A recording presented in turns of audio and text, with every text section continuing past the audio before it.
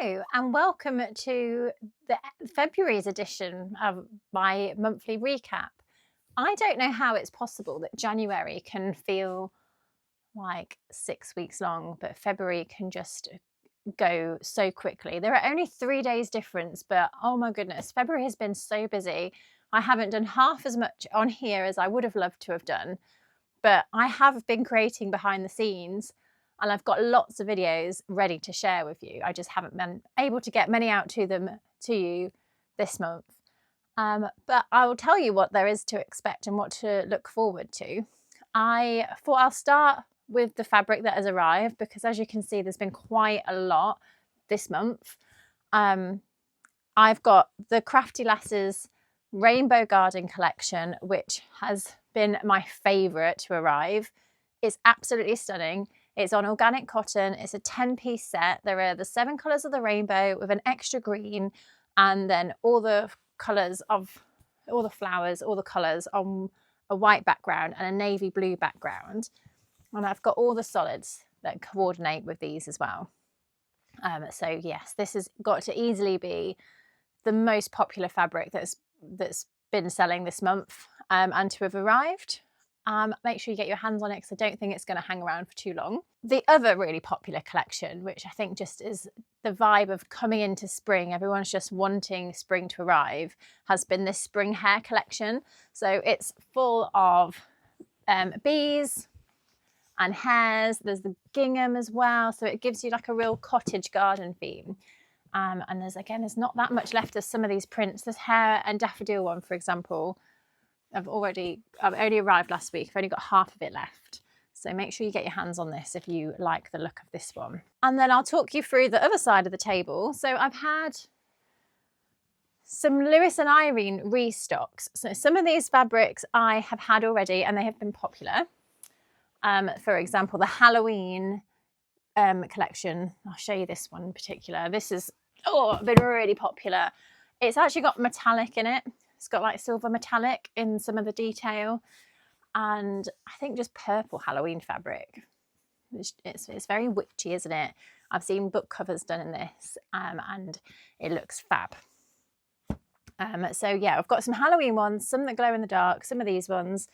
I've got a few Christmas that aren't really obviously Christmas, like the stars.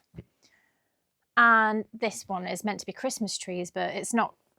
It could easily like just not be Christmas trees, and just be a really nice green blender in any season.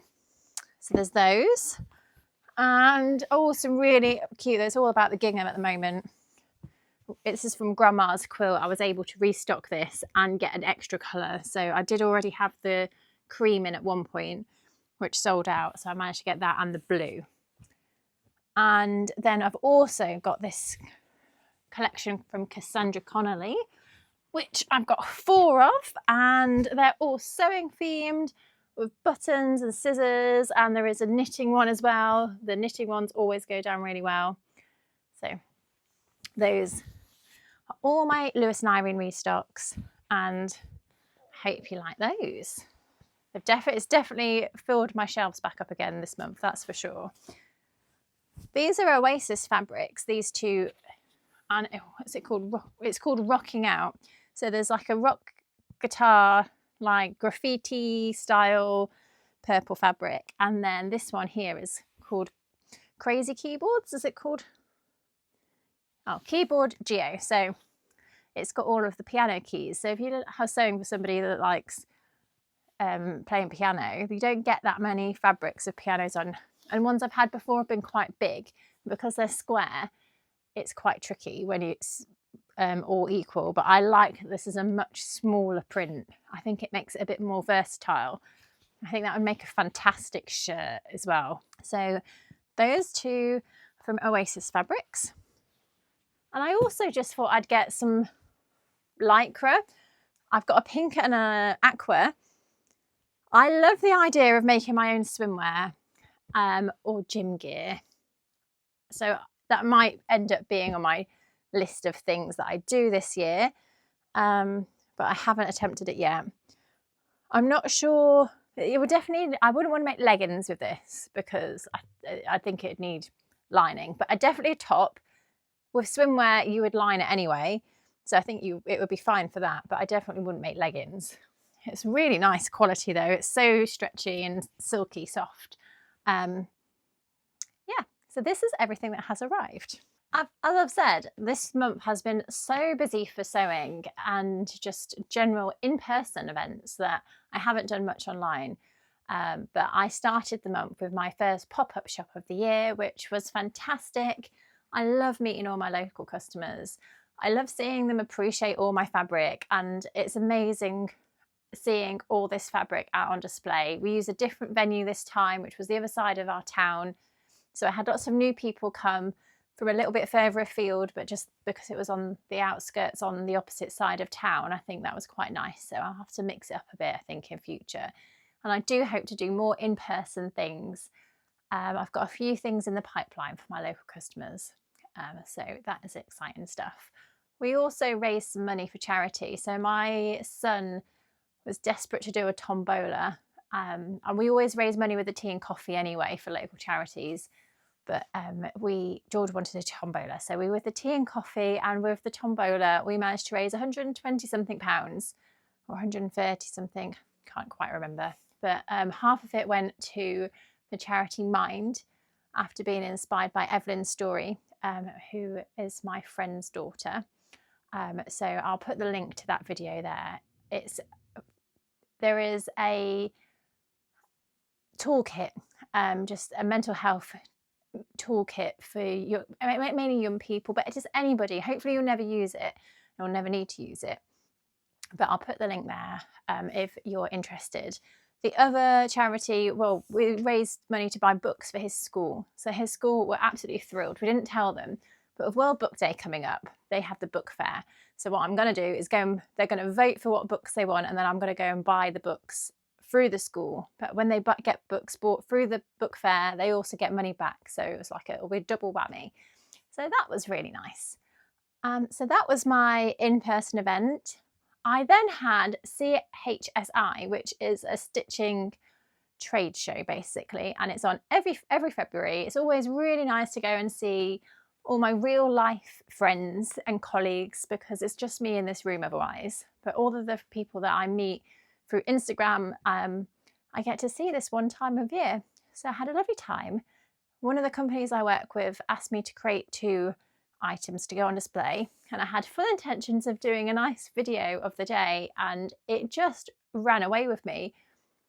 I was talking to people and like ticking the last things off my list by closing time. So I didn't get hardly any videos. I did go and see my things on display, which I have made all of this month. So I made an Ethel top, which was on my to-do list for this year. So I have ticked that off. I made that in a William Morris print. It's a viscose cotton, and I did a video on that. The fabric will be out in the summer. I think they pushed it back a bit. I think it'll be July, August time. And Crafts of Tranquility was my first Wildergown, which again was on my to-do list to sew, and I really loved it. I loved the tiered look and using all 3 of that collection as well in that dress. So again, I have done a video on that. The fabric isn't out yet, but it will be out in the summer. It's the same base, the cotton viscose blend, as the dress that I'm making, which was my 3rd make of the month. So like I say, I have been very busy, which is why I just haven't been making videos. I've wanted to make the Lyra dress for ages. I bought it in the Black Friday sales, I think, the pattern, and this fabric arrived in October, and it was just a bit too out of season at the time, but I've sewn it up now and I love it. So I'm hoping it will have a spring revival. There is a purple colourway in this fabric too. It's the same viscose cotton blend, and it's just lovely. It's a really nice in-between season fabric, because I always wear like a vest top underneath, so it feels warm enough. I can wear it with tights, but then it's also, you've got the coolness of it being cotton. So really versatile fabric. I made this the day before the event because I was just desperate to wear something from the company to the event as well, and something new and relevant. I felt like it needed to be something quite recent. So I was really pleased with it. Yeah, it will not be my last Lyra dress. I think I'll make some shirts as well. You can make the bodice longer and then just make shirts. It was the first time I've done a collar. It was really satisfying. When I top stitched, I haven't caught the fabric underneath, so I did have to hand stitch to finish off, but that's fine. The other thing that we have sewn this month, and there is a video that I'm going to release, is George's first proper sewing lesson. He's done loads of sewing with me before, but this is his first garment lesson because he asked if he could make a dress for his girlfriend for Valentine's Day, which is just the most adorable thing. So his girlfriend loves flamingos. He's 8 years old, but they have been boyfriend and girlfriend for 3 years now. Me and his mum got on really well, so it's just dead cute. Last year he got her a flamingo necklace, but I had some flamingo fabric, so we made her a dress out of this flamingo fabric, knowing it was her favourite, and it was a mini indigo. So I've made the indigo dress from Tilly and the Buttons myself loads of times, but I bought the mini makes book of hers, and that dress was in there. So we made her that, and George, he did practically all of it. He was so good. We traced the pattern, he cut the pattern out, he cut the fabric out. I showed him how to pin it all together. He did most of the sewing. There was a few bits, mainly because we were running out of time to make it. So I finished the hem. I pulled all the ruffles because that's just quite tricky.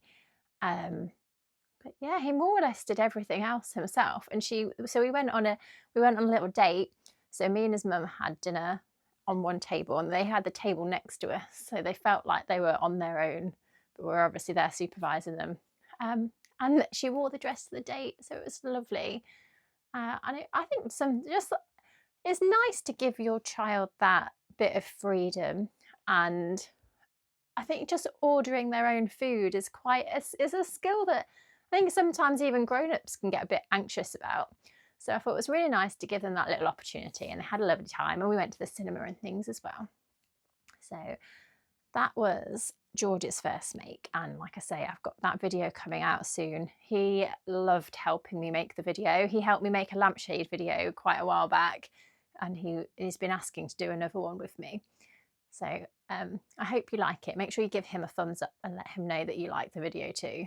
I've done some coffee beanbag upcycling this month too, so I have videos in the pipeline to come out for those, so make sure you keep an eye on those. We have had half term in the middle of February too, so it is a shorter month, and I lost a week to half term. I did this job at home so that I could spend time with the kids, so sometimes I have to remind myself that too. So it has slowed me down quite a lot. We had a nice little trip to Alton Towers, and did lots of little bits. George had to make a Roman shield for his school project, and his dad is to woodwork as I am to fabric, so he'll probably be the only person in class that's got a shield that has been deliberately bent and curved, and yeah, could probably defend his class if they were invaded by the Romans. So that's been quite fun and kept us busy too.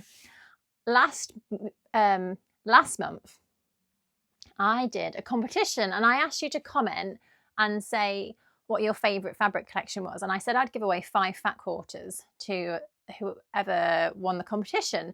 And I put it through a random name generator, and Eileen Wood was the winner. So Eileen, I will comment on your post on January's recap. And then you can email me and I'll arrange for that fabric to go out to you. So congratulations and thank you for entering. This month, I thought I would just give everybody a thank you, and I'll give everybody 10% off, whether that is on Etsy or whether that is on the website, and it will only run through the month of March. So only for those of you that are watching this video, and I have put the code at the bottom. Thank you for watching. And as I say, I've got loads of content coming, so just keep following and give me a thumbs up.